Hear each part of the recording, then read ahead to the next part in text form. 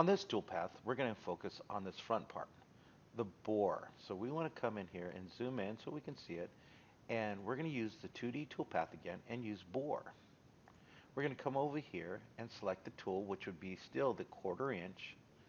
So we use a 1/4 inch for the adaptive clearing, the contour, and now the bore.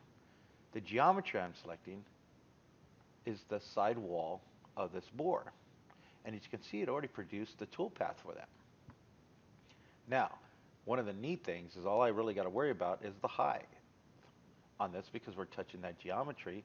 I just want to select and say we're using the top of the stock so it will come closer to its lead in, lead out. Okay. Yeah, that looks good. And then the next one we want to do is the pitch looks good. We're 40 thousandths. Everything looks good. But most important, we want to make sure there's no stock to leave.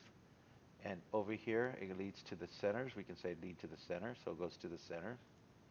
You can see the difference there, changing. Safe distance, 80 thou. Retract, and then let's see what else. Tolerance looks good. The pitch looks good. I think I might add one finish pass to that, and that step where I'll put about 5 thousandths. And so there's one finish pass. I can add multi-passes. Remember how we talked about how we want to add more stuff in there?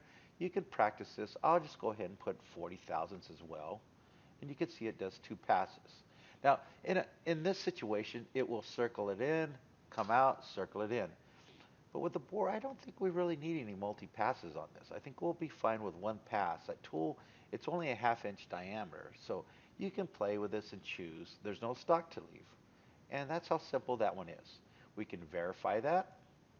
We can watch it run. It'll come in, plunge in, and start circular interpolation.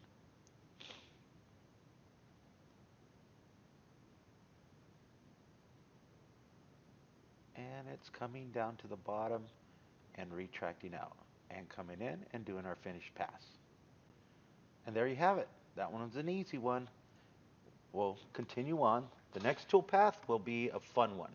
This is one where we cut the outside dynamically, or what we call 2D adaptive, and cut it out and then do a finished toolpath. Last after that will be the chamfer and then the engraving, but the engraving will be done in class. Good luck!